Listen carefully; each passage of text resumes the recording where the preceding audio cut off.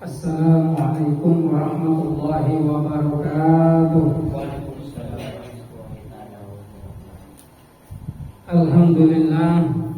Alhamdulillahirabbil alamin.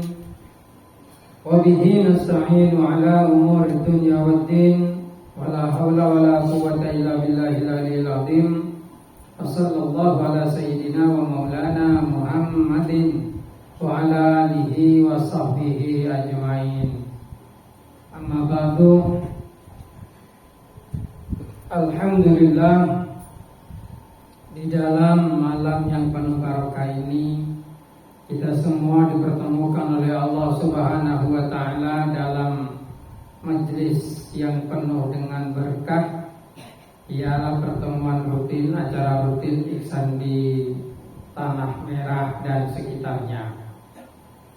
Semoga pertemuan ini dijadikan pertemuan yang membawa keberkahan bagi kita, membawa kebaikan, membawa manfaat, sehingga kita semua yang hadir dalam majelis yang penuh dengan barokah ini bisa memetik hasil yang positif. Karena semua kejadian di dunia itu pasti ada hikmahnya, ada tujuannya, dan yang terpenting semua kejadian di dunia itu direncanakan Allah dengan takdir Allah juga, dengan tujuan yang hanya Allah yang tahu. Oleh karena itu kita hanya bisa berharap semoga apa yang ditakdirkan Allah Ta'ala itu adalah sesuatu yang diridhoi oleh Allah untuk kita. Amin ya rabbal alamin. Salawat serta salam mari kita panjatkan selalu kepada baginda Nabi besar Muhammad sallallahu alaihi wasallam, yang mana Nabi besar Muhammad sallallahu alaihi wasallam telah mengajarkan agama Islam kepada kita. Allah Subhanahu wa taala, Rasulullah sallallahu alaihi wasallam membawa wahyu dari Allah Subhanahu wa taala. Yang disampaikan Nabi Muhammad sallallahu alaihi wasallam kepada kita adalah dari Allah Subhanahu wa taala. Namun yang berikhtiar untuk agar apa yang disampaikan Allah kepada kita itu bisa sampai kepada kita dengan sempurna, maka itu adalah usaha dari Nabi besar Muhammad SAW. Sehingga kita semua patutlah untuk menyatakan terima kasih kepada Nabi besar Muhammad SAW dengan cara membaca sholawat. Sebenarnya Nabi Muhammad tidak membutuhkan sholawat kita, karena Nabi Muhammad adalah Nabi yang dimaksum, yang sudah dijamin ke surganya. Akan tetapi justru membaca sholawat kepada Nabi Muhammad itu adalah bentuk pengabdian kita kepada Allah Subhanahu wa taala, dan itu justru membuktikan kebenaran dari apa yang disampaikan oleh Nabi besar Muhammad sallallahu alaihi wasallam. Karena dengan adanya pembacaan sholawat yang dianjurkan oleh Allah Subhanahu wa taala di dalam Al-Qur'an melalui firman Allah, "Innallaha wa malaikatahu yusholluna 'alan nabi ya ayyuhalladzina amanu shollu 'alaihi wa sallimu taslima." Itu justru membuktikan bahwasanya Nabi Muhammad SAW itu hanyalah seorang utusan dan bukan Tuhan, seperti ajaran agama lain yang banyak menuhankan nabinya. Justru dengan membaca sholawat, anjuran membaca sholawat ini menunjukkan bahwasanya Nabi Muhammad itu hanyalah seorang utusan yang tidak terlalu dikultus individukan, tidak disembah, tapi diikuti dan ditaati apa yang disampaikannya. Itulah kenapa membaca sholawat menjadi semakin penting bagi kita. Bahkan sholawat itu sendiri bisa menjadi pengantar doa agar doa itu diterima oleh Allah, doa itu diijabah oleh Allah Subhanahu wa ta'ala dengan sholawat. Karena ada hijab yang menghalangi antara kita dan langit dan arasy, dan hijab itu hanya bisa ditembus melalui sholawat kepada baginda Nabi besar Muhammad sallallahu alaihi wasallam. Oleh karena itu kita semua harus rajin membaca sholawat kepada Nabi besar Muhammad sallallahu alaihi wasallam.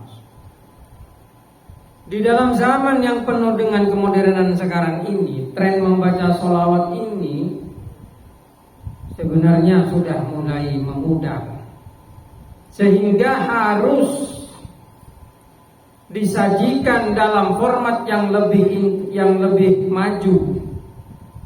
Ialah seperti dia disajikan dalam bentuk sholawatan.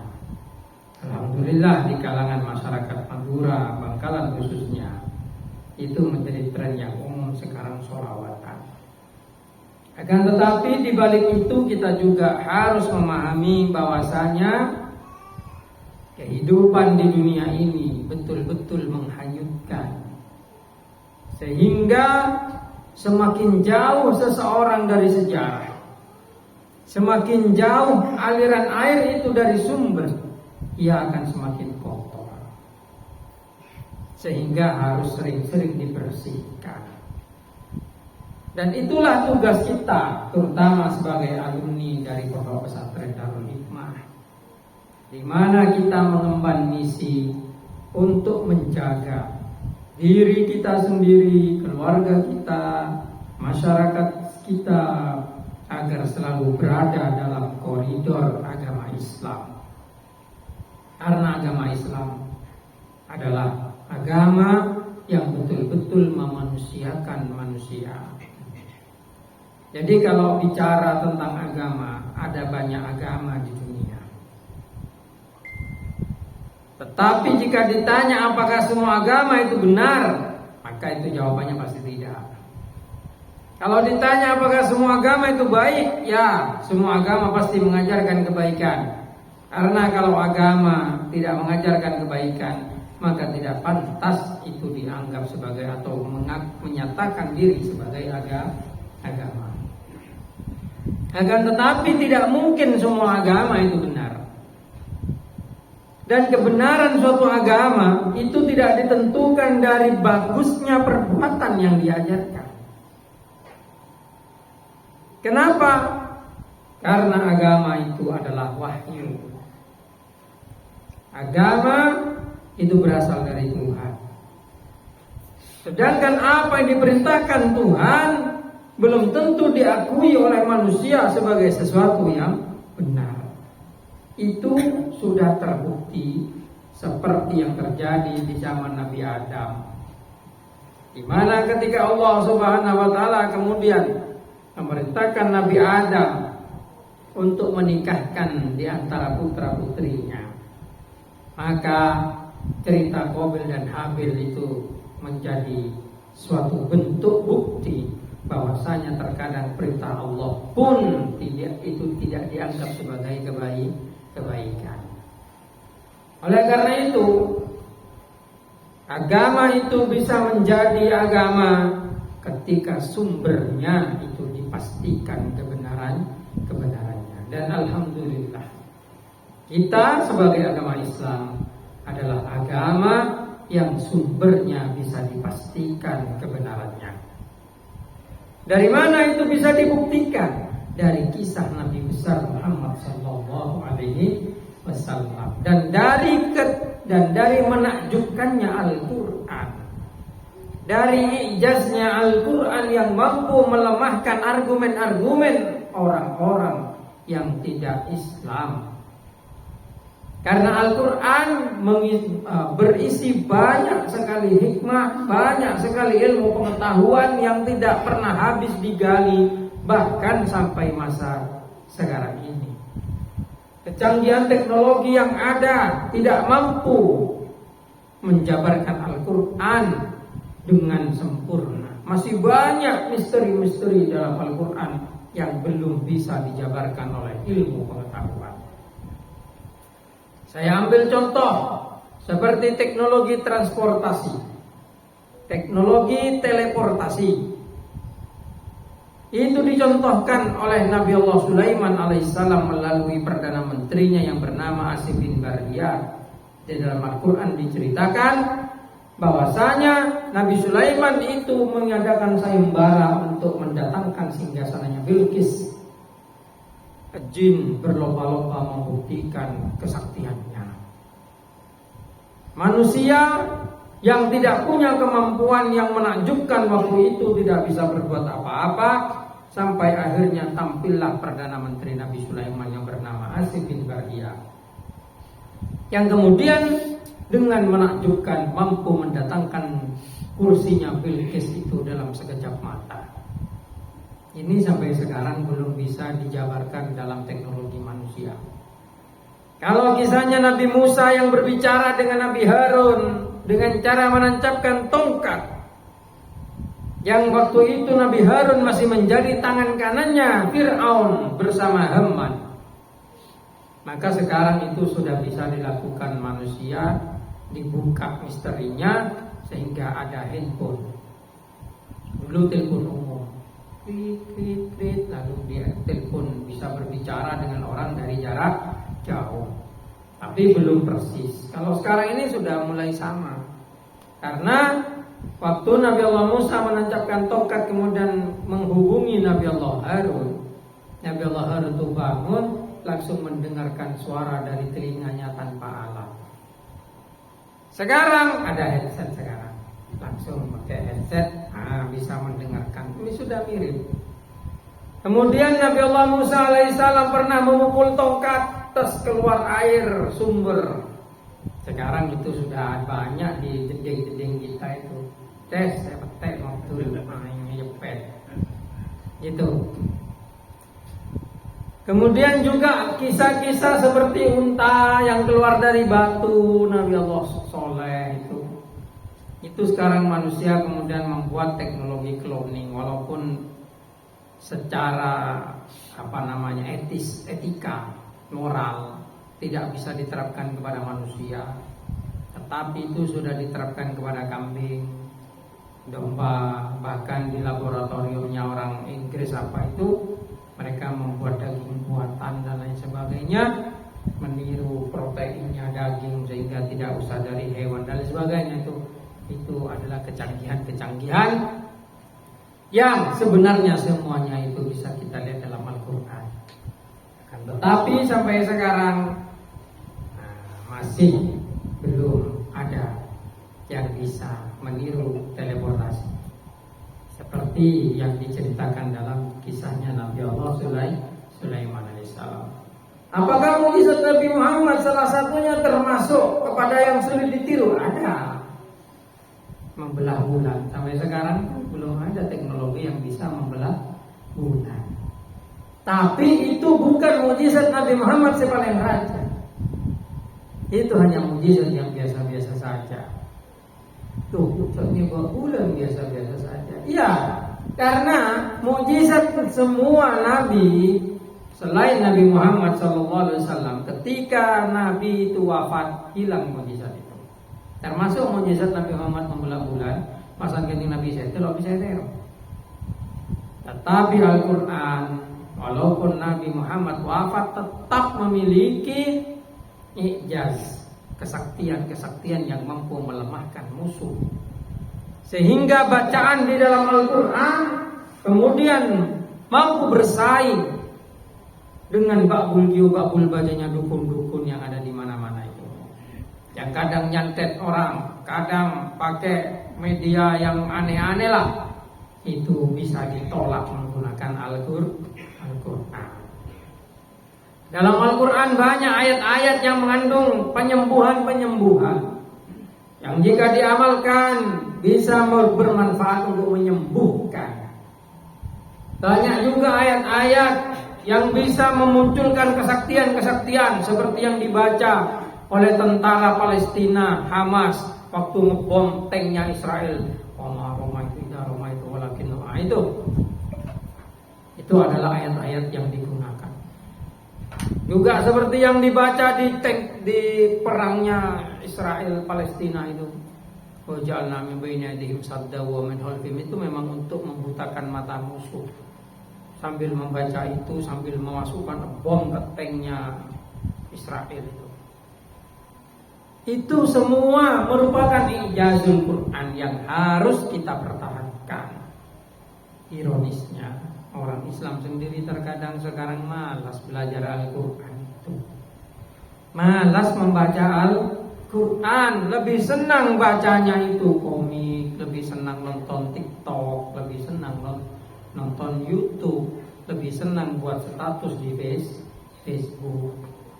Padahal semua itu tidak akan pernah bisa menyamai Al-Quran. Bukan hanya menyamai, itu malah membuang-buang waktu.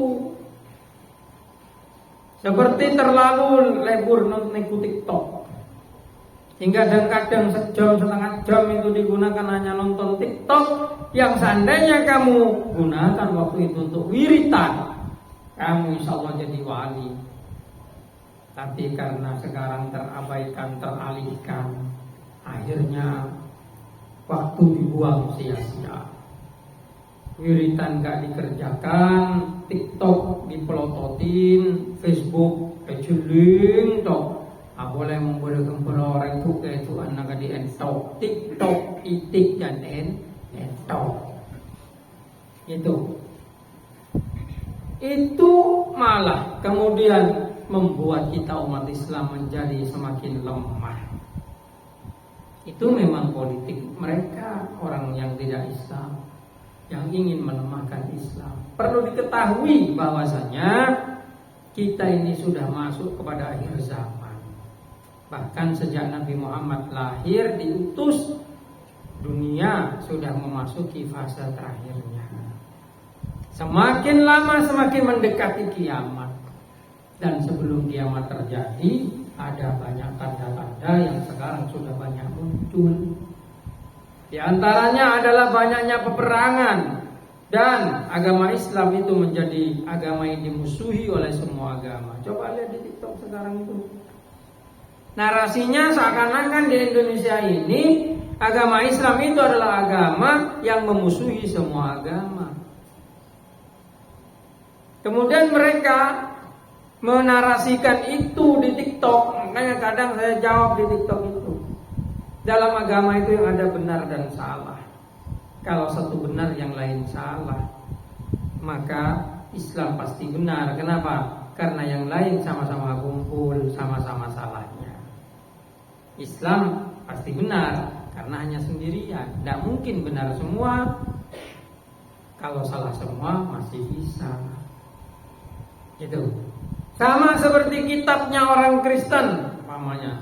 Ini jawaban saya di TikTok itu. Ada 4 versi, nggak mungkin benar semua. Benar salah satu bisa, kalau salah semua iya. Islam hanya punya 1 kitab, tidak ada 2, tidak ada 3.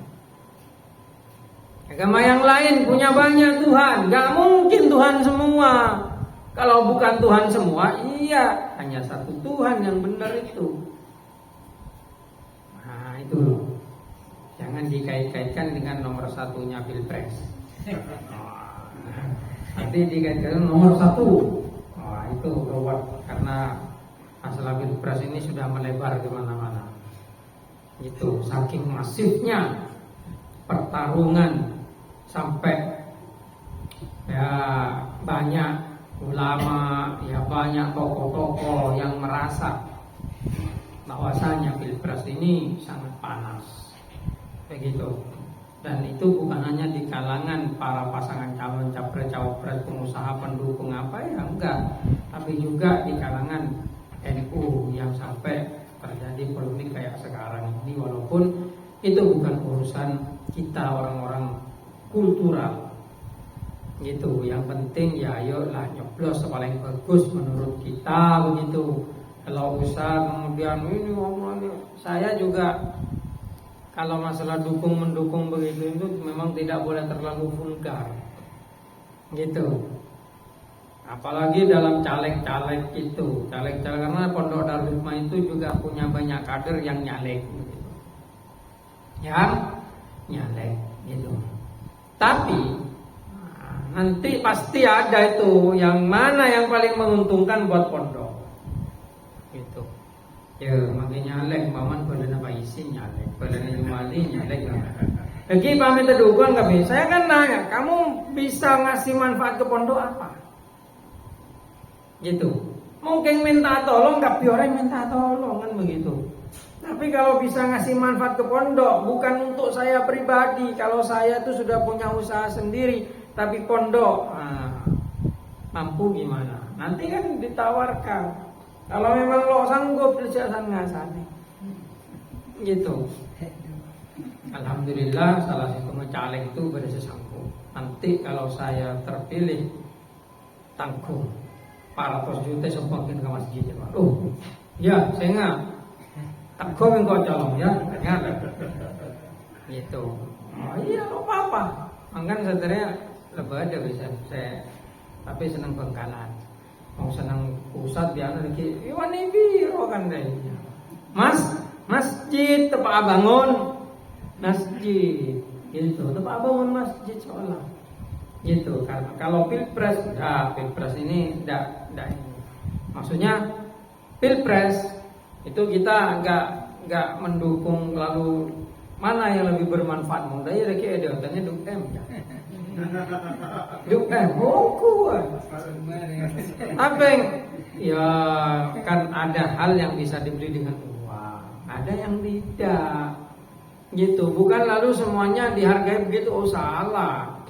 Salah karena ini pilpres ini eksekutif. Untuk eksekutif ayo pilih yang terbaik. Tapi kalau legislatif itu kan keroyokan gitu.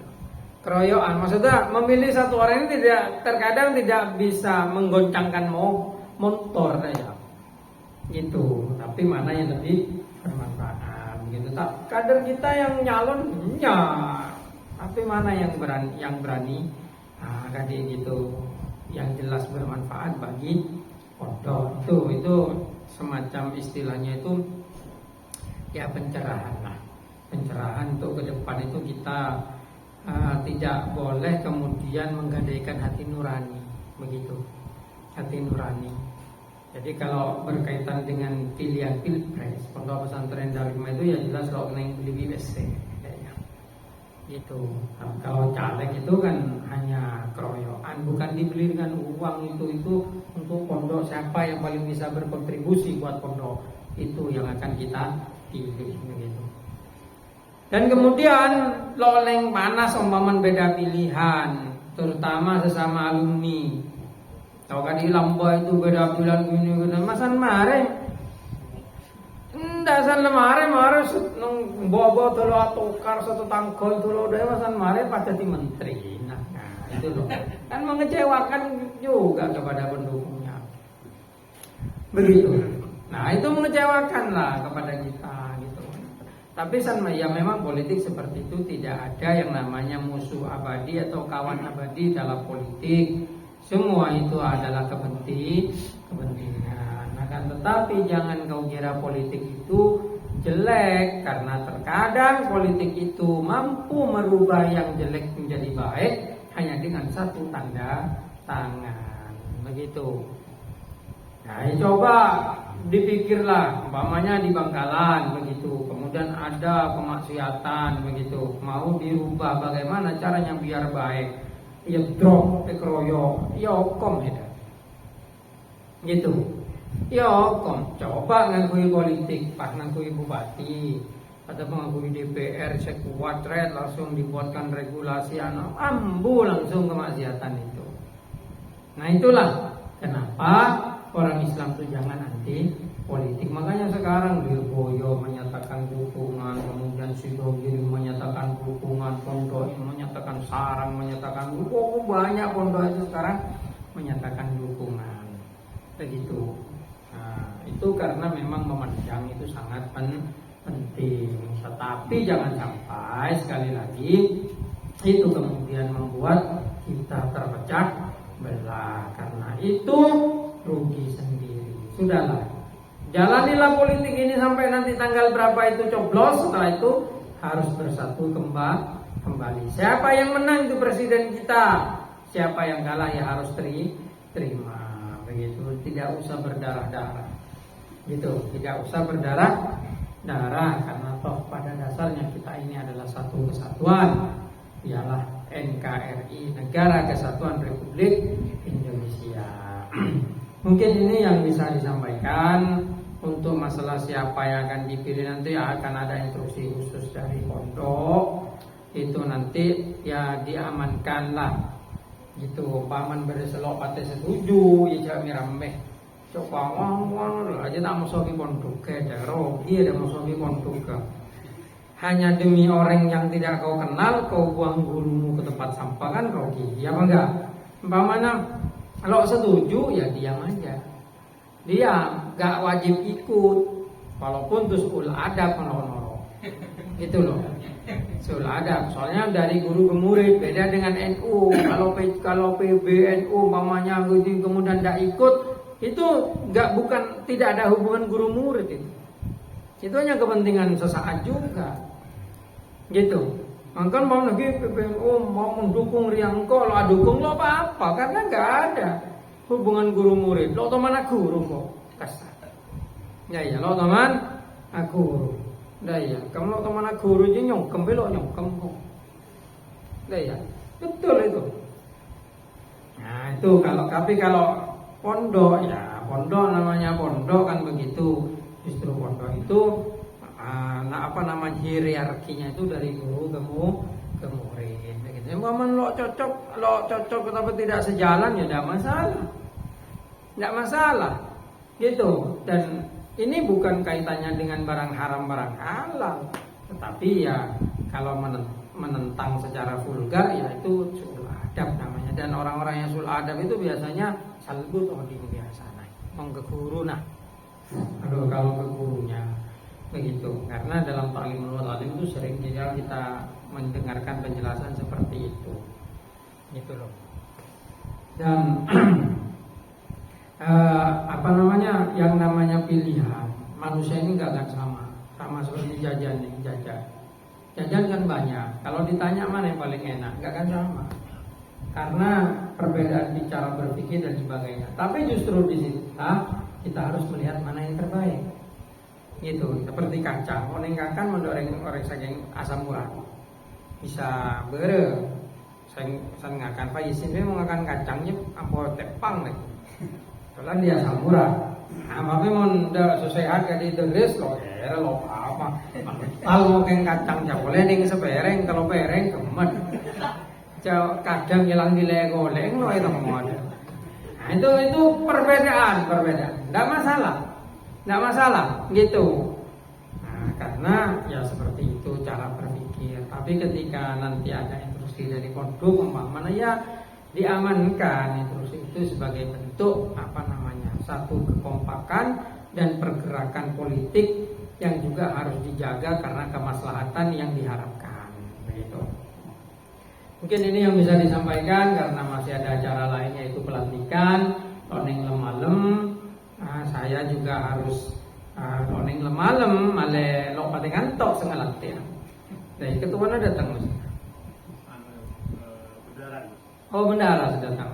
Ya ada bapak yang penting kan sudah memenuhi syarat sehingga akhirnya saya harapkan anak-anak Ihsan ini semakin kompak. Insya Allah bentar lagi saya akan ke Jakarta juga. Ke Jakarta koordinasi begitu. Alhamdulillah mungkin infonya salah satu anak-anak Ihsan ini kan ada yang ingin jadi legislatif di Jakarta atau di mana gitu, atau ada yang ingin jadi bupati gitu kan, siapa tahu itu langkah bagus gitu. Kalau nanti kalian menjadi bupati yang mana ya boleh saja. Karena kita tidak pernah melarang anak-anak Ihsan ini berpolitik, karena itu juga menjadi sarana yang bagus. Walaupun pondok itu netral, pondok itu netral, gitu, nggak ikut kemana-mana karena memang kerjanya mendidik santri. Tapi tidak melarang santrinya untuk berpolitik, karena dengan politik terkadang itu lebih efisien dalam menegakkan kebenaran, amar ma'ruf nahi munkar.